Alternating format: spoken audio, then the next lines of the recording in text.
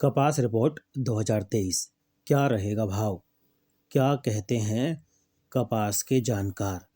नमस्ते दोस्तों, आप सभी का द यंग किसान चैनल पर स्वागत है। पिछले कई दिनों से कई किसान भाई कमेंट करके बोल रहे हैं कि भैया कपास पर जो है आप जानकारी दीजिए। तो कुछ दिन पहले हमने जो है आर.एस. राणा जी हैं, कमोडिटी के एक्सपर्ट हैं, जाने माने एक्सपर्ट हैं और उनका अनुमान एकदम ज़्यादातर एकदम सही साबित होता है, सटीक साबित होता है। तो उनसे हमने बात की थी, उसका लिंक जो है इस वीडियो के डिस्क्रिप्शन में मैंने दे दिया है। आप जो है उस वीडियो को भी ज़रूर देखिए, उनकी जो है कपास पर क्या राय है दोस्तों। और मैं आपको बताऊं कि कपास जो है इस बार बताया जा रहा है कि भैया उत्पादन ठीक ठाक है और मार्केट में जो है आवक टूट रही है, उसके बावजूद भी जो है दाम नहीं बढ़ रहे हैं। तो इसके पीछे क्या वजह है, कैसा अंतर्राष्ट्रीय सिनेरियो है, मांग कैसी है, निर्यात कैसा है, आयात कैसा है, आने वाले दिनों में किसानों के मन में क्या है और कितना स्टॉक है। तो इन सब बातों को एक मोटा मोटा अनुमान लेके हम ये वीडियो बनाने जा रहे हैं। इस वीडियो में जो है कुछ कमोडिटी के एक्सपर्ट हैं, उनकी राय भी हम जो है रखने जा रहे हैं और ज़्यादातर उन्हीं की राय है कि भैया वो क्या कहते हैं। तो ये उनका एक अनुमान है, तो उस पर आधारित ये वीडियो है। तो आप जो है ये वीडियो पूरा देखिएगा, आपको पूरी जानकारी मिलेगी, आपको एक मोटा मोटा अनुमान भी मिलेगा कि आने वाले दिनों में भाव कैसे रह सकते हैं। और एक ख़ास बात ये है कि देखिए आप भी लोग भी मंडी जाते हैं, तो आप लोग भी जो है भाव पर नज़र बनाए हुए हैं, अंतर्राष्ट्रीय रिपोर्ट पर नज़र बनाए हुए हैं। आप लोग जो है निर्यात देखिए कितना हुआ है, आयात देखिए कितना हुआ है, किस तरह की जिनिंग की मांग है, तो यार्न की कैसी मांग है, उन सब बातों पर आप जो है नज़र रखिए। हम भी जो है समय समय पर आपको इस तरह की रिपोर्ट और जानकारी देते रहते हैं ताकि आप जो है इस चीज़ का लाभ उठा पाएँ, नज़र रख पाएँ आंकड़ों पे। दोस्तों देखो, अगर आपको हमारी जानकारी पसंद आ रही है तो कमेंट करके ज़रूर बताया करो। और हाँ दोस्तों, लाइक का बटन आप ज़रूर दबाओ भाई, क्योंकि लाइक जब आप करते हो हमारी रिपोर्ट को तो हमें लगता है कि आपको हमारी रिपोर्ट पसंद आ रही है और हमारा हौसला बढ़ जाता है और हम सोचते हैं कि अब जो है और तेज़ी गति से और सटीकता से जो है और बड़े बड़े कम्युनिटी एक्सपर्ट से, जानकारों से अंतर्राष्ट्रीय रिपोर्ट को निकाल कर, देश की रिपोर्ट को निकाल कर हम जो है एक मोटा मोटा अनुमान लगाएं और आप लोगों तक सही जानकारी पहुंचे। तो प्लीज़ लाइक ज़रूर किया करो। इस रिपोर्ट को लाने में जो है बड़ी मेहनत करनी पड़ती है हमको, तो आपका एक लाइक तो दोस्तों हमारे प्रति बनता ही है। तो लाइक ज़रूर करो। और हाँ, रिपोर्ट अगर पसंद आ रही है तो शेयर भी किया करो दूसरे लोगों को, ताकि उनको भी लाभ मिले। और अगर आपने अब तक हमारा चैनल सब्सक्राइब नहीं किया है तो भैया चैनल को सब्सक्राइब ज़रूर कर लो। उसके लिए बेल आइकन दबाओ और हाँ, घंटी जो है लाल बटन वो ज़रूर दबा देना, ताकि नोटिफिकेशन है वो, ताकि जब भी कोई नया वीडियो, कोई नई जानकारी हम डालें वो तुरंत आप तक पहुँचे। अगर आपको रोज़ाना भाव चाहिए तो भी आप हमारे व्हाट्सएप ग्रुप से भी जुड़ सकते हैं। इस सेवा के लिए हालांकि आपको मामूली शुल्क देना पड़ सकता है। कमोडिटी एक्सपर्ट हैं विपुल घोड़ासरा जी, तो ये कहते हैं भैया भारतीय रुई की जो है विदेश में फ़िलहाल बड़ी कोई डिमांड नहीं है और हर साल दिसंबर तक में 20 से 22 लाख गांठ रुई का निर्यात जो है भारत रेगुलर करता है, यानी कि एक नॉर्मल बात है इतना निर्यात। लेकिन चालू साल में अभी तक 1 लाख गांठ से भी कम रुई का निर्यात होने का अनुमान है। अब सोचो, जहाँ 20-22 लाख गांठ का अनुमान हो जाता है दिसंबर में, अभी तक 1 लाख गांठ से भी कम रुई का निर्यात होने का अनुमान है। तो भारतीय रुई का भाव जो है विश्व बाजार में काफ़ी ऊंचा होने से फिलहाल एक भी देश की डिमांड नहीं है। देखिए M6 के भी डेटा हम आपको सर बताते हैं। तो रुई का जो भाव घटकर प्रति कैंडी जो है 60,000 होगा, तब रुई के निर्यात का थोड़ा कामकाज शुरू होने की धारणा है। अब रुई का भाव घटकर जब 60,000 जल्दी होने की धारणा इसलिए बन रही है, और जब जल्दी होगा तो कपास जो है रुई की अर्थव्यवस्था सामान्य होगी। और इसी सोमवार को जो है रुई में प्रति खांडी जो है 13,000 से अधिक की गिरावट होने से रुई का जो भाव है तेज़ी से घटने की धारणा बनी है। घोड़ासरा जी कहते हैं भैया गुजरात में पिछले सालों की तुलना में फ़िलहाल मंडियों में सिर्फ 33% कपास की आवक हो रही है। अब आवक कम होने से कपास का भाव ऊंचा है।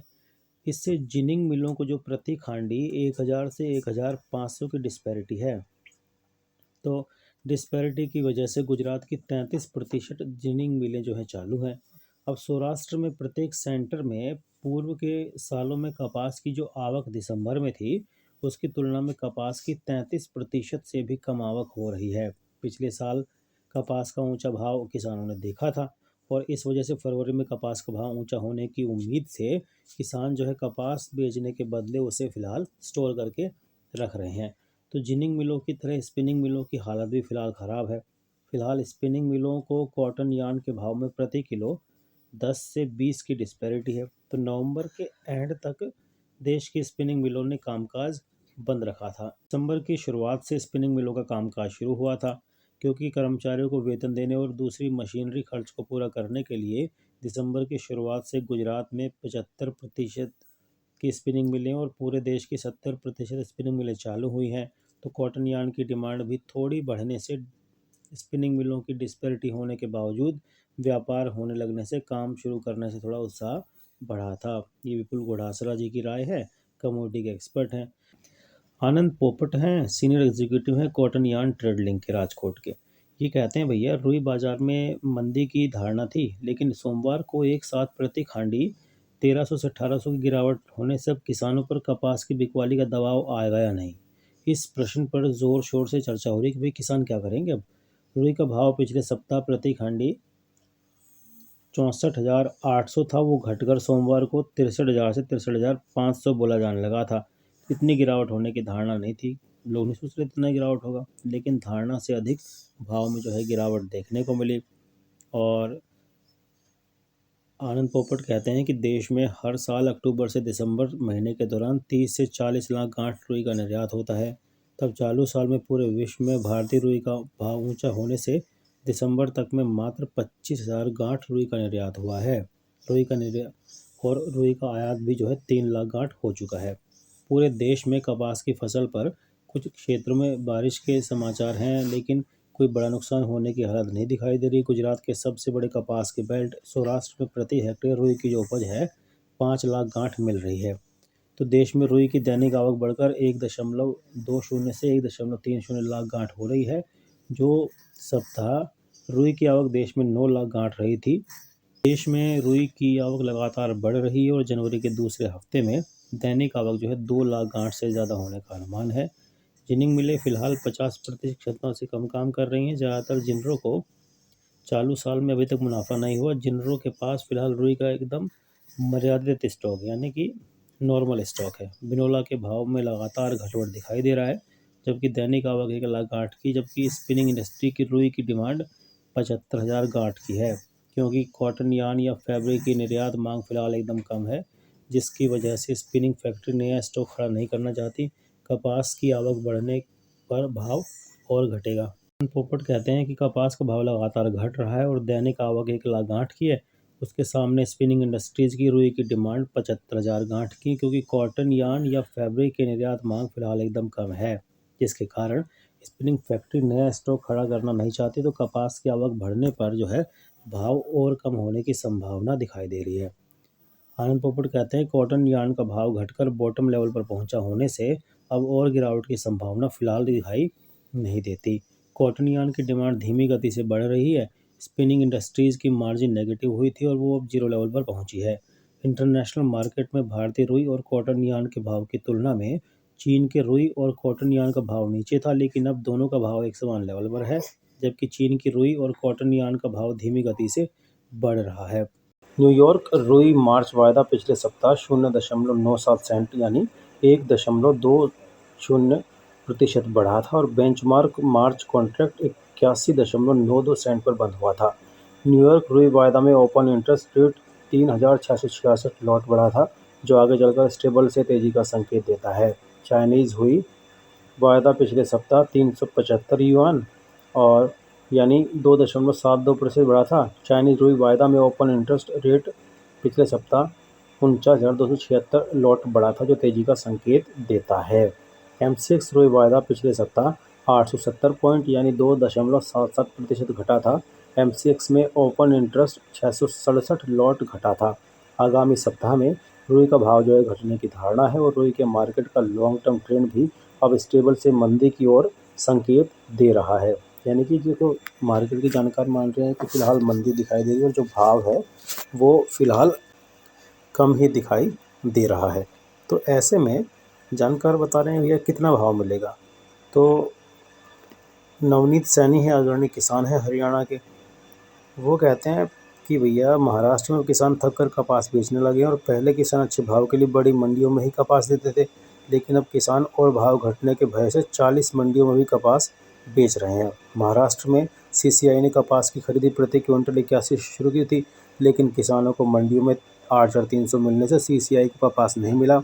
महाराष्ट्र में रुई की दैनिक आवक घटकर 25,000 गांठ पर पहुंची है। मराठवाड़ा और खानदेश के किसानों की कपास बिकवाली लगातार बढ़ रही है। नवनीत जी कहते हैं कि गुजरात में विवाह, शादी और चुनाव का माहौल खत्म होने से अब आवक बढ़कर 38 से 40,000 गांठ हो रही है।